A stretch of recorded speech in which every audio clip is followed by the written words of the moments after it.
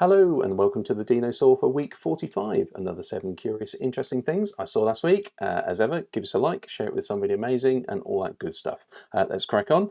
The first one is Holoride. Now, this is in-car VR. I think that sounds quite cool. So this is where you sit in the back of the car, you put on what is actually a HTC Vive headset, comes as part of the kit, you connect it to the car's infotainment, or it comes with it, and therefore you have these experiences while sat in the car that are motion tracked to the car, or at least reactive to the car's movements and location as well. So this is actually only with Audis.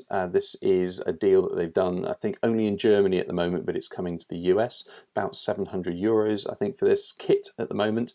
So yeah, so it does things like, yes, it does motion, so that when the car stops, the sort of the 3D simulation stops, and when you turn, it turns. But also does things like it's aware of the map, for instance, and also the speed that you're going, so that if there is a building next to you, it's aware of that. If you're coming up to traffic lights, it's aware of those as well, and can put those into the experiences. So apparently this does not give you motion sickness, which I think is remarkable. But there you go, coming to an Audi near you.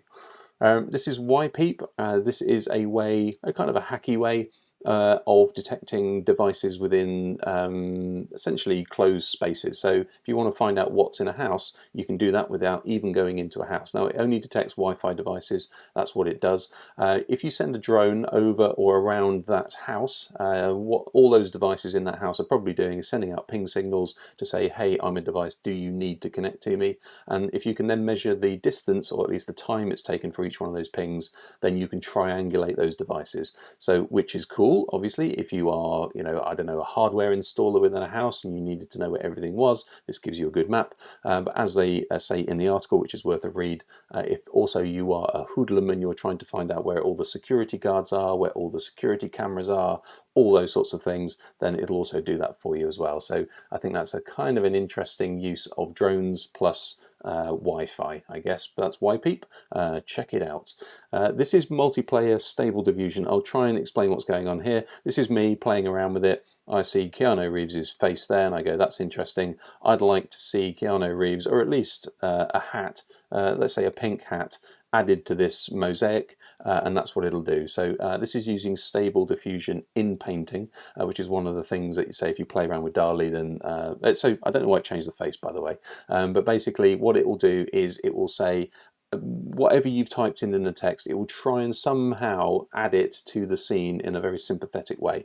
So infill, for instance, or in painting can be used if you have a photo or something, you put the frame next to it and you say, I would like a river, and it will try and figure out how to take your photo and blend it into a river next to it. So this is really interesting. It's multiplayer. You can go there. Everybody's just changing it all the time into really, really weird stuff. So it's well worth the play. Took me a while to figure out how to use it, but this uses runway ML and stable diffusion, and it's really good fun. There's also a not safe for work filter on this, so if you do sort of type anything saucy into there, it won't let you do it. Ask me how I know. So this is a NeRF field, but also I'm talking about this as actually because it's actually using NeRF Studio. So NeRFs, if you didn't know what they are, they're neural radiance fields. Again, that means nothing to most people, but what it does is if you take a bunch of photographs and then feed it into one of these neural networks, it can actually work out where all of those photos were, and therefore it can then create a 3D scene from that, which is what's going on here. So apparently there was enough information in 256 photos walking down this trail in front of you to create this scene, and which I find absolutely remarkable. But there you go. So this is actually using a system on NeRF Studio's website, or at least you can play with it through their API and view them on their website. I just thought it was amazing. I'm seeing these kind of amazing drone shots, quote unquote, but they weren't drone shots at all. They were just recreations from 2D photos, and they, with a really good motion path through the middle of it. So there you go. Seen some amazing other versions of this as well, or other examples of this, and this is just a really good one. It's worth having a look at if this is what you're interested in, obviously.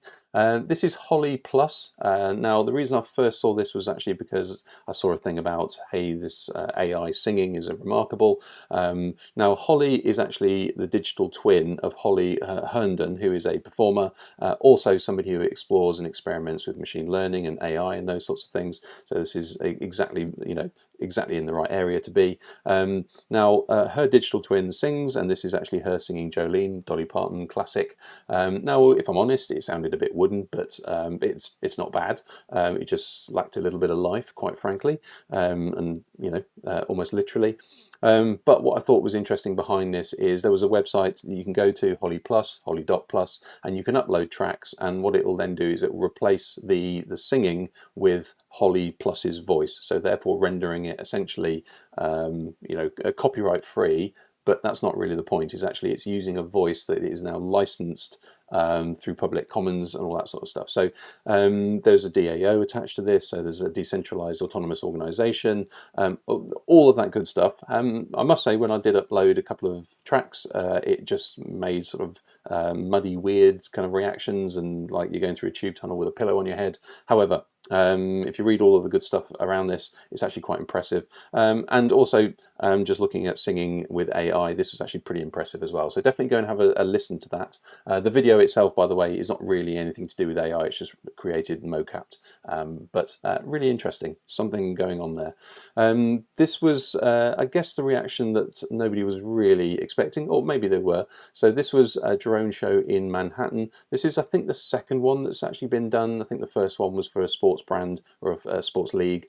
So what you may have seen these in China, where they have these ginormous drone shows, and everybody loves them and they're amazing. When this is done in New York, apparently people weren't impressed particularly, or a lot of people weren't impressed. They said it was polluting the night sky and creating an eyesore on the environment, all those sorts of things.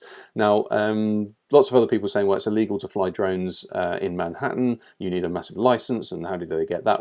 These are actually flown from New Jersey apparently, and therefore they were legal, which is how the other show was done as well. So yeah, so it's really interesting about, this was all well and good done in China, but as soon as you do it in New York, people get a little bit pissy about it. So is this going to be how drone shows unfold in America, where everybody just goes, hang on a minute, this is advertising in the air, and this is polluting? Who knows?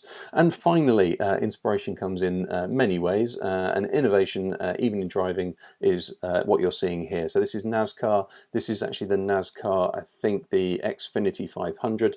This is from Martinsville. And what you're seeing is Ross Chastain, who lit up social media last weekend by doing this move. Now, he was in 10th position, needed to get to 4th to actually make it through to essentially the finals, and there's no way he was going to do it.